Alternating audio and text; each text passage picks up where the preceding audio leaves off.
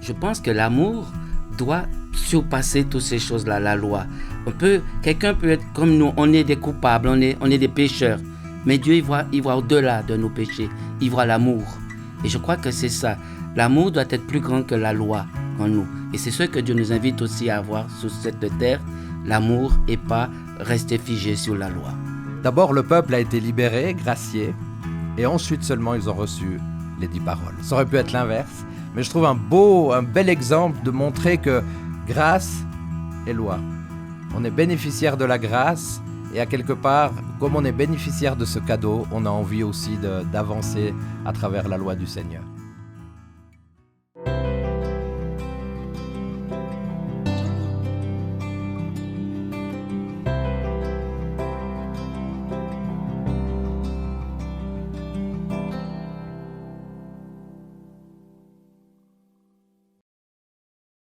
Alors, chers auditeurs de Espoir Média, Espoir Radio, c'est un privilège encore de se retrouver aujourd'hui pour cette nouvelle étude sur l'Alliance.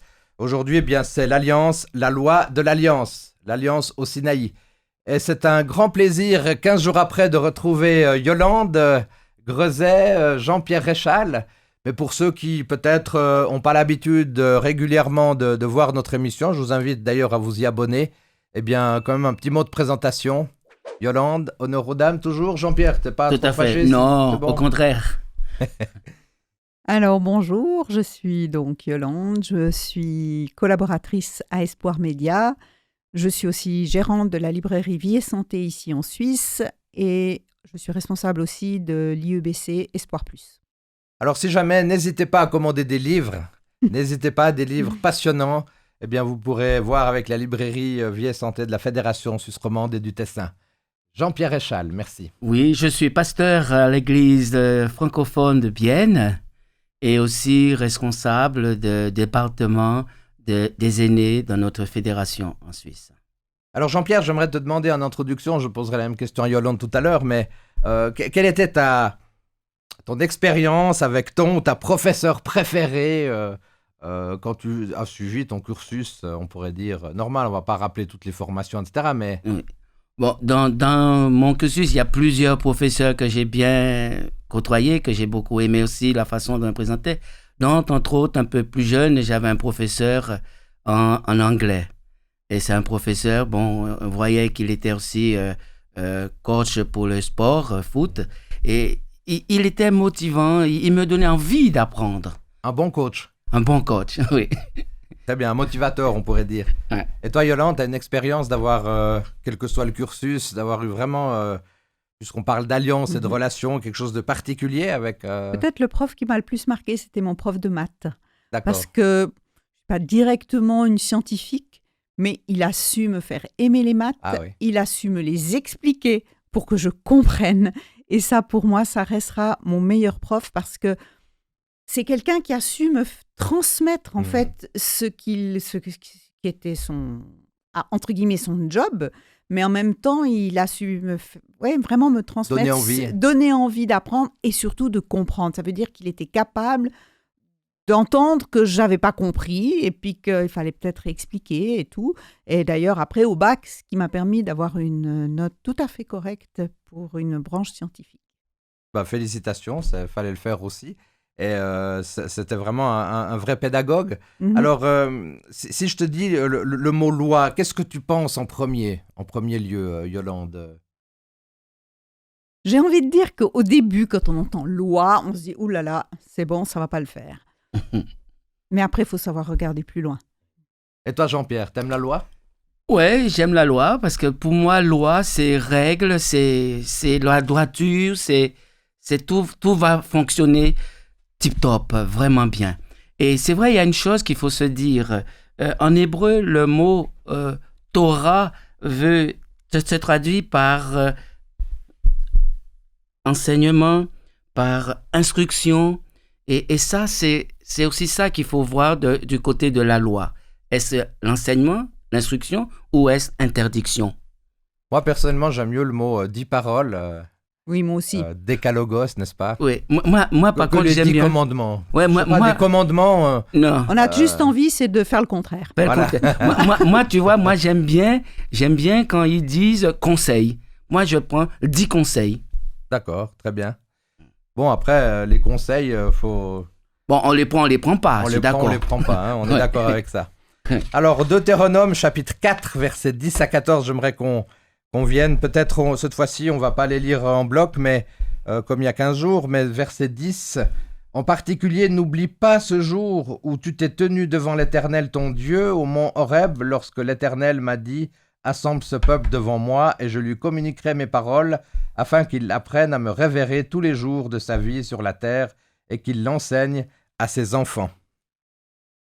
On a ici un très beau texte, l'importance de ne pas oublier. Alors, ça nous aide à avancer, de ne pas oublier. Mhm. Clairement. Mais ce que je trouve spécial de dire ça, c'est que Moïse avait vécu tellement quelque chose de tellement fort et de tellement puissant quand on lit dans le livre de l'Exode. À mon avis, il risquait pas d'oublier. Hein.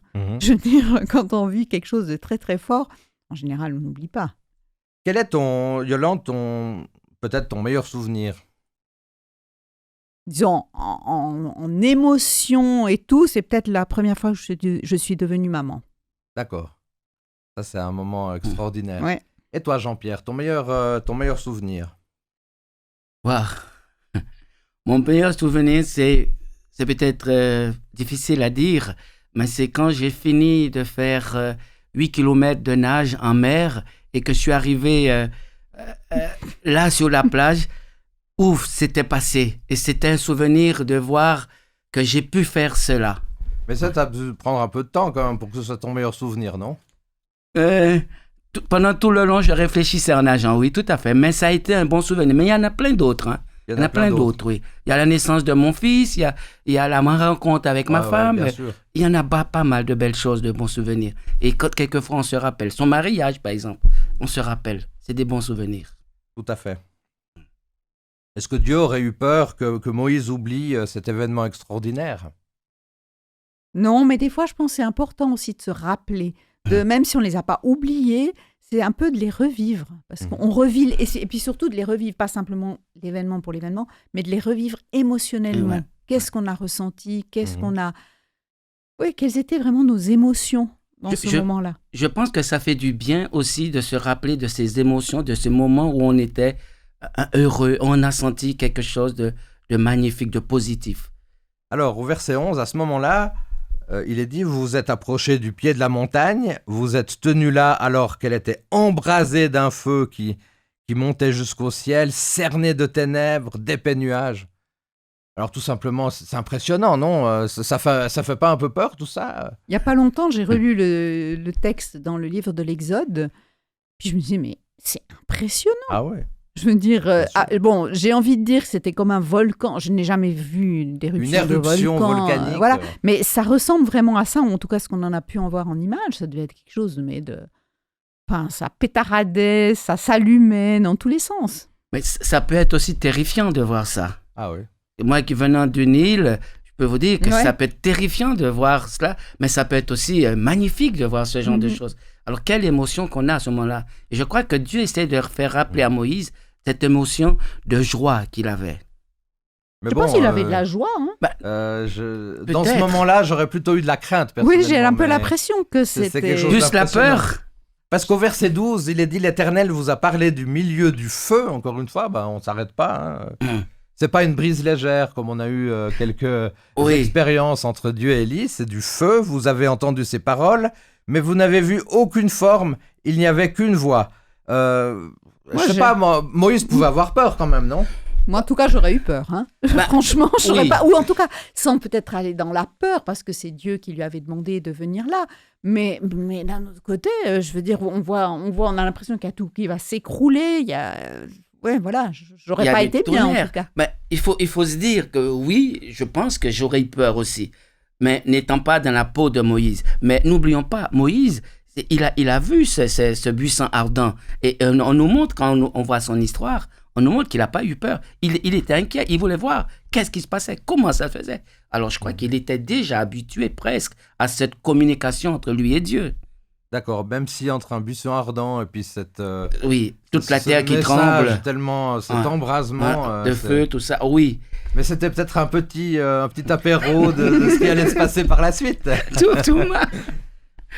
Alors effectivement, on a cette réalité-là qui est assez impressionnante, c'est que Dieu, c'est pas n'importe quel message non plus. Dieu, il est en train de poser un constat sur l'attitude du peuple, sur la désobéissance du peuple aussi. Et Juste une chose, lorsque Dieu dit « souviens-toi », j'ai l'impression qu'il y a, comme si Dieu montre du doigt, « souviens-toi de ça ». Et on se rappelle lorsque Dieu va dire à Éphèse, à l'église d'Éphèse, « souviens-toi d'où tu es tombé ». Ça veut dire faire un retour sur toi-même. Essaye de comprendre, d'avancer dans une situation. Peut-être tu n'es pas, mais essaye d'avancer. Tout à fait. Verset 13, il vous a révélé les clauses de son alliance, ce qu'il vous ordonnait d'observer, à savoir les 10 commandements ou les 10 paroles, on l'a dit tout à l'heure, puis il les a écrites sur 2 tables de pierre. Verset 14, en même temps, il m'a ordonné de vous enseigner des commandements et des lois que vous devrez appliquer dans le pays où vous vous rendez pour en prendre possession. Moi, il y a un truc, j'aimerais m'arrêter un moment, ça a été écrit, cette loi a été écrite du doigt de Dieu. C'est quand même... Est-ce que ça pousse à une réflexion? C'est quand même quelque chose de fort, quoi. Alors sur l'importance de ces lois, Dieu ne les a... c'est bien, je crois, le seul texte que nous avons où Dieu écrit de ses doigts. Voilà, c'est un grand sens symbolique. Hein. Exactement. Et puis il le dit, la fin du verset 14... C'était important de vous enseigner des commandements et des lois que vous devrez appliquer dans le pays où vous rendez pour en prendre possession. On a ici, Jean-Pierre, l'idée d'une grande mission quand même. Hein.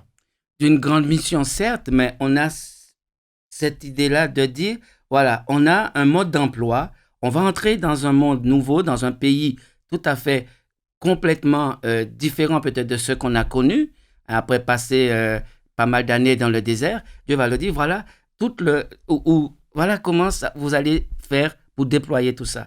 Alors, imagine qu'on te met un meuble devant toi et tu n'as pas le mode d'emploi pour monter ce meuble. Et là, Dieu leur met le meuble et le mode d'emploi. D'accord, c'est important. Des fois, les modes d'emploi, c'est pas toujours simple. Il y en a on qui les regarde à la tout fin. De suite. on les regarde à la fin. Moi, des fois, j'ai même pas envie de les regarder tellement je suis déjà découragé. Mais tout à l'heure, Yolande, à juste titre, tu parlais d'un ressenti, d'un sentiment, mais la charge de responsabilité était vraiment conséquente pour Moïse quand même. C'est pas n'importe quoi. Hein. Comme je l'ai dit tout à l'heure, j'ai lu il n'y a pas très longtemps le livre de l'Exode et je me dis que Moïse a eu sacrément du courage parce que ça ne devait pas être facile. Je veux dire, le peuple n'avait pas très envie d'être dans ce désert, le peuple n'avait pas très envie de faire ce que Dieu lui demandait et Moïse avait la charge de ce peuple. Et alors oui, Dieu était avec lui, mais ça n'a pas été simple. Combien de fois le peuple s'est rebellé, combien de fois ils ont dit mais nous ça nous embête. Ils étaient presque même à regretter l'Égypte, alors qu'ils étaient esclaves en Égypte. C'est quand même dingue. Hein. Ouais, Moïse, il devait s'agacer de temps en temps avec ce sacré peuple. C'est un euphémisme. Exactement. Et c'est pour ça que son beau-père, à un moment donné, va aussi lui dire écoute, il faut que tu structures ton truc un peu différemment parce que tu ne vas pas t'en sortir. Mais on voit une chose aussi, malgré toutes ces difficultés que Moïse avait avec ce peuple-là, il aimait ce peuple-là. Il aimait ce peuple-là. Il va même demander à Dieu, non, enlève-moi au lieu de détruire ce peuple-là. Tu vois? Je crois que c'est quand même, quand on a de l'amour, quand on aime quelque chose, les problèmes, c'est secondaire. Dieu avait un amour puissant pour son peuple. On voit dans ces versets, il y avait quelque chose de puissant, de fort. Dieu est un Dieu de relation, il cherche le lien, c'est l'alliance par excellence en fait. Et Moïse, il apparaît dans ces versets comme un médiateur entre Dieu et son peuple aussi. Et c'est ça qui est intéressant aussi. Hein.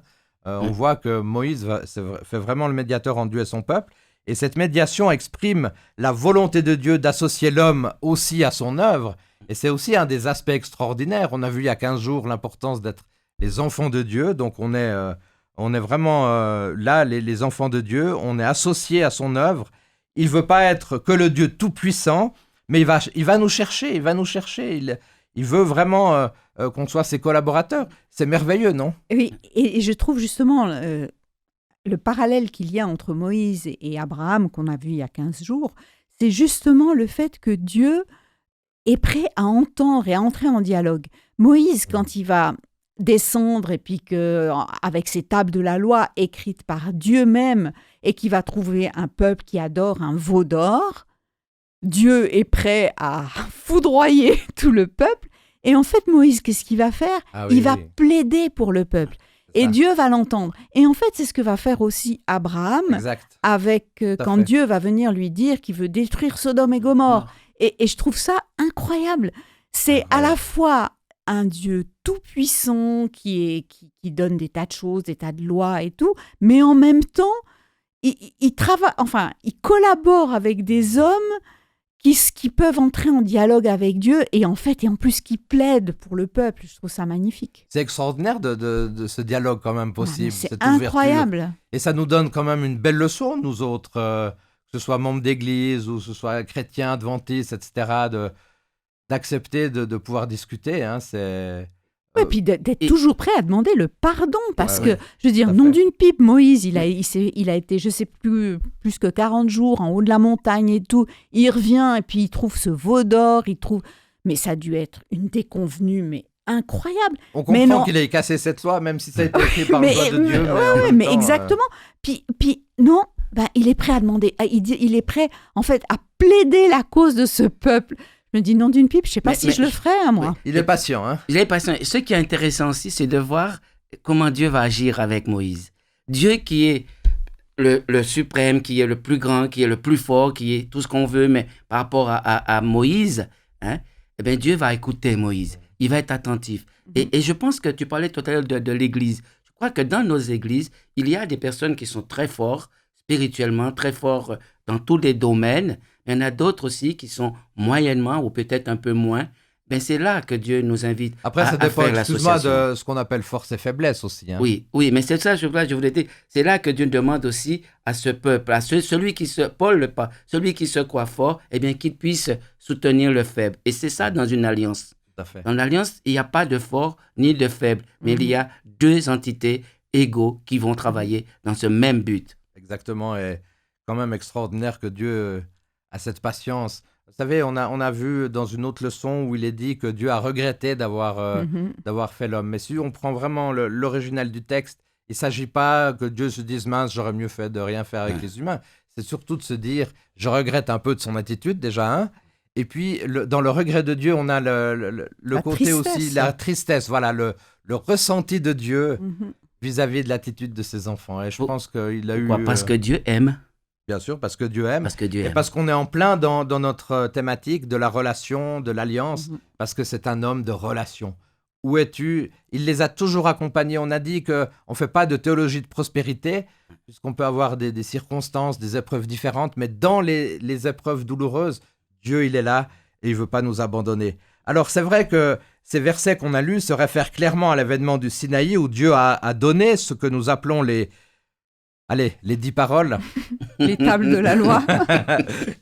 Dieu n'est pas un chef, en fait, qui donne des ordres à exécuter, parce qu'il va chercher le lien. C'est beaucoup plus intelligent. Si on n'est basé que sur des lois, sur des préceptes, sur des choses rituelles, ainsi, il va nous manquer beaucoup de choses. Et il appelle son peuple à l'écouter attentivement, à donner vie à ses paroles. Et d'ailleurs, tu disais tout à l'heure le lien que Dieu cherche à créer, mais si on regarde les 10 paroles, eh bien, on a toute une première partie qui parle du lien que l'homme doit avoir avec Dieu et une partie qui parle du lien que l'homme doit avoir avec les autres humains. Exactement. Et c'est ça que je trouve magnifique, parce que c'est vraiment une histoire de lien et de relation. Comme tu dis justement, la loi est résumée dans ces 2 paroles. Tu aimeras le Seigneur ton Dieu de tout ton cœur, de toute ton âme, et ton prochain comme toi-même. C'est beau, hein, Voilà, on a besoin d'être en lien avec Dieu pour aimer l'autre. Mais alors, dans le fond, pourquoi Dieu il a donné tant d'instructions au peuple? Il fallait les corriger un peu, ces gaillards, non? Moi, j'ai envie de te dire, tout en premier lieu, après, je pense que l'homme avait besoin. Oui. Le peuple avait besoin parce que le peuple était dans un chaos total par rapport à la connaissance de son Dieu, du vrai Dieu, du Dieu créateur. Ils avaient besoin de grandir. Le peuple, Dieu prend l'homme là où il est pour l'élever là où il est, pour l'emmener vers lui-même. Quand tu parles d'ailleurs de ces instructions, tu parles desquelles? Juste des 10 paroles ou bien oui, de on tout? va se centrer au Sur les 10 Sinaï, paroles, sur voilà, ces 10 d'accord. paroles. Sur, Finalement, 10, c'est pas beaucoup. Hein. Non, c'est le minimum, il paraît. Le chiffre 10, il paraît que dans la Bible, c'est le minimum. D'accord. On n'est pas dans les 613 commandements hébraïques qu'on pourrait avoir. À mon avis, ces 613 sont résumés dans les 10. Comme tu l'as dit très justement tout à l'heure, relation à Dieu, relation aux autres. Mais voilà, c'est ça. Mais je pense aussi que, j'aimerais vous entendre là-dessus, une société effectivement sans loi, elle va plonger à la catastrophe quand même. Alors même si les lois seront différentes entre les lois humaines et les lois de Dieu, mais on a quand même quelque chose de pédagogique c'est un chemin, quoi.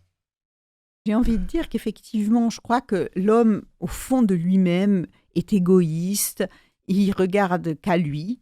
Donc, cette loi l'invite à aller regarder plus au-delà de lui.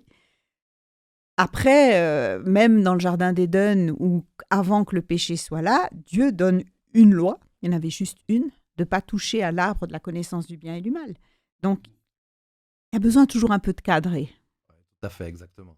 Mais quand tu parlais d'une société sans loi, est-ce que vraiment il n'y a pas de loi? Oui, tu as raison. Il y aura toujours une loi. Hein. Il y a toujours une. Que ce soit l'autre qui voudrait faire sa propre loi, mais il y en a toujours. Ne serait-ce que la loi de la gravité, si j'ai choisi de voir ce qui se passe quand je tombe de la tour Eiffel, il y a une loi de la gravité. Donc, il y en a toujours une, en fait. Des exemples moins puissants. Mais c'est vrai que s'il y a des lois, la loi, pour moi, comme je t'avais dit il y a 15 jours, elle est là pour mon bien. Elle est là pour me permettre d'avancer, de grandir. Et de respect aussi par rapport aux autres qui m'entourent. Tout à fait. Alors, oui. Non. Deutéronome 7, verset 7. Alors, est-ce qu'on pourrait se dire que c'est chapitre 7, verset 7? Le chiffre 7, c'est le chiffre de la perfection dans la Bible, donc il faut trouver quelque chose de fort là-dessus. Si l'Éternel s'est attaché à vous et vous a choisi, ce n'est nullement parce que vous êtes plus nombreux que les autres peuples. En fait, vous êtes le moindre de tous. Ah, là, on a un Dieu d'humilité, là. C'est puissant quand même. Hein? Ouais, tout à fait, mais aussi pour nous-mêmes, peut-être qu'on se sentait tellement haut placé. Dieu m'a choisi, Dieu me bénit, Dieu me dit, Dieu. Et Dieu, non, c'est parce que tu es le moindre. Redescends, redeviens normal, redeviens homme, redeviens humain, redeviens fils de Dieu. Alors, est-ce que Dieu veut montrer aux Hébreux qu'en fait, en eux-mêmes, ils n'avaient pas vraiment du mérite? Et puis ça pouvait les rendre aussi dignes de l'amour de Dieu et puis de ce que Dieu voulait du peuple. En fait, Dieu va pousser le peuple à une profonde humilité, quoi. Oui, c'était un petit peuple. C'est vrai qu'ils n'avaient pas droit, ils n'avaient pas comme les peuples qui existaient à l'époque. Mais après, j'ai aussi envie de dire, Dieu avait décidé qu'il choisirait un peuple. Voilà. Et puis il a choisi ce peuple. En fait, pourquoi il a choisi ce peuple? Quelle était la raison profonde de Dieu, en fait? Partager le message dans les nations environnantes, essayer de... Quel était le but, en fait? Pourquoi choisir un peuple? Parce que Dieu aurait pu décider de se révéler à travers tout le monde, mais je crois il avait besoin d'un... En fait, Dieu a toujours voulu collaborer avec l'homme. Il n'a jamais voulu être juste le Dieu tout-puissant du haut de son ciel. Et puis, voilà, c'est tombé sur Israël. C'est tombé sur un peuple qui était, on se rappelle, Abraham tout seul, un homme, après finalement Dieu va le bénir, il va grandir, mais il faut se reconnaître, il faut se dire que, mais si Dieu m'a choisi, c'est peut-être parce que j'ai besoin d'être aussi, je suis faible, je suis petit, et on voit bien dans la Bible, il y a toujours un reste, il y a toujours le plus petit, Dieu prend toujours le plus petit, ceux qui se sentent peut-être incapables de faire quelque chose. Et Dieu fait des grandes choses avec. Un reste, c'est quoi, l'Église adventiste, c'est ça? Si on se limite à ça, je ne pourrais pas dire ça. Mais on pourrait dire, les autres, chacun peut dire, ils font partie du reste. Mais on a un reste dans chaque communauté, on a un reste dans chaque humain. Le reste du peuple de Dieu. J'ai profité d'être un peu taquin, parce que je pense que c'est important de revenir sur cette dynamique-là. Tu m'as tendu la perche, donc j'ai essayé de... Mais tu sais très bien que pour moi, le reste, c'est le peuple des humains. Dieu fait son reste dans le peuple des humains. Alors, peut-être encore un point. On a parlé bien sûr de cette alliance au Sinaï, de ces 10 paroles. On a parlé de la relation de Dieu avec son peuple. Maintenant, j'aimerais revenir sur l'Église. Selon toi, Jean-Pierre, après je poserai aussi la même question à Yolande, quel est pour toi le rôle important, essentiel de l'Église aujourd'hui dans notre société? Qu'est-ce qu'on doit faire ou ne pas faire? Quelles devraient être nos priorités, etc. Je crois que le rôle de l'Église, c'est être là aussi pour accueillir, surtout en cette instance et circonstances qu'on a autour. Que l'Église peut être là comme une oasis dans ce monde autour d'elle. Et que, je crois, c'est aussi ça, apprendre à partager, apprendre aussi à éclairer. Tu as parlé il y a 15 jours, Yolande, d'une lumière, qu'on ait cette lumière que Dieu a mis peut-être là dans ce monde. L'Église est là pour accueillir, pour aussi permettre aux gens de connaître, d'apprendre de connaître qui est Dieu, qui est le Dieu créateur. Je crois que c'est aussi notre rôle. On est peut-être ce peuple-là. Hein, quand je dis nous, c'est tous les enfants, toutes les églises à témoigner, à apprendre aux autres à connaître qui est le Dieu créateur. Cette lumière. D'accord. Être vraiment porteur d'une lumière. Toi, Yolande, moi, j'aurais envie dans l'Église. de dire qu'on doit être des disciples de Jésus-Christ. Ouais.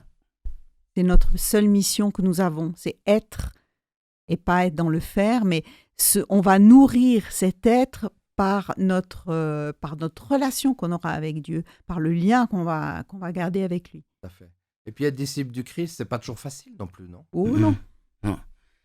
Et je pense que on a aussi cette mission aussi de pouvoir nourrir, secourir autour de nous. Parce que lorsqu'on dit le Notre Père, donne-nous notre pain quotidien, c'est aussi peut-être ça que Dieu demande à son Église, de partager le pain quotidien et le pain spirituel. Très bien. Merci beaucoup de cette réalité très pratique aussi du sens et de la mission de notre Église. Alors, en terminant, j'aimerais partager ce texte d'Ellen White qui nous dit dans Conquérant Pacifique, page 451. Dieu a donné dans les préceptes de sa sainte loi une règle de vie parfaite. Il a déclaré que jusqu'à la fin des temps, cette loi qui ne doit pas varier d'un seul iota régira les êtres humains. Le Christ est venu pour l'honorer, la magnifier. Il a montré qu'elle repose sur des bases solides de l'amour envers Dieu et envers le prochain, et que le devoir de l'homme implique personnellement l'exemple de l'obéissance. Dans le Sermon sur la montagne, il a montré que les exigences de la loi dépassent les actes extérieurs et s'étendent aux intentions du cœur. Alors est-ce que là, il n'y aurait pas quelque chose à dire? Yolande, Jean-Pierre, la loi dépasse les actes extérieurs et s'étendent aux intentions du cœur. C'est magnifique, ça. Et voilà, moi, ça me fait penser à ce verset qui dit que Dieu nous invite à avoir la loi inscrite sur notre cœur. Parce que du coup, ça va pas devenir quelque chose qu'on va juste à chaque fois penser, oula, je l'ai fait juste, j'ai fait faux, j'en sais rien. Mais si je l'ai inscrite au fond de moi, eh bien, ça ne veut pas du tout dire que je ne vais pas faire d'erreur, hein, soyons bien clairs. Mais ça va quand même donner une direction dans ma vie, tant dans ma relation avec Dieu que dans ma relation avec les autres. D'ailleurs, le prophète Jérémie parle dans cette nouvelle alliance, cette idée d'avoir cette loi qui est inscrite dans nos cœurs. Mm-hmm. Moi, j'aimerais, la question que je me poserais, c'est qui est plus grand, la loi ou l'amour? Là, je pense que l'amour doit surpasser toutes ces choses-là, la loi. Quelqu'un peut être comme nous, on est des coupables, on est des pécheurs, mais Dieu, il voit au-delà de nos péchés, il voit l'amour. Et je crois que c'est ça. L'amour doit être plus grand que la loi en nous. Et c'est ce que Dieu nous invite aussi à avoir sur cette terre, l'amour et pas rester figé sur la loi. D'ailleurs, il y a cette parole qui parle bien entre la foi, l'espérance et l'amour. C'est quoi qui reste? C'est l'amour. L'amour, parce que quand on sera au ciel, peut-être qu'on aura besoin moins de foi puisqu'on y sera. Donc, il y aura cette réalité aussi. Mais effectivement, de vouloir parler de ces intentions du cœur qui dépassent simplement les œuvres et puis les actions, parce que pour finir, ce qui est important, c'est ce qui est à l'intérieur de notre cœur. Alors, on va terminer avec ce texte de Matthieu, chapitre 22. Yolande, tu veux nous lire Matthieu 22, 34 à 40 ?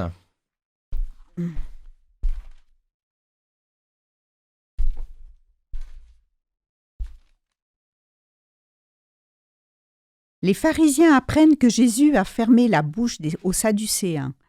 Alors les pharisiens se réunissent. L'un d'eux, un maître de la loi, veut tendre un piège à Jésus et lui demande « Maître, dans la loi, quel est le commandement le plus important ?» Jésus lui répond « Tu dois aimer le Seigneur ton Dieu de tout ton cœur, de tout ton être et de toute ton intelligence. C'est le plus important et le premier des commandements. Et voici le deuxième commandement qui est aussi important que le premier. Tu dois aimer ton prochain comme toi-même. » Toute la loi de Moïse et tout l'enseignement des prophètes dépendent de ces deux commandements. Alors, tu l'avais signalé tout à l'heure, Yolande, c'est pour ça que je me suis permis de te demander de lire ce texte, pour montrer l'importance de la relation à Dieu et de la relation à l'autre. Est-ce que vous auriez encore un dernier commentaire sur ce texte extraordinaire, sur l'amour de Dieu et l'amour de notre prochain ?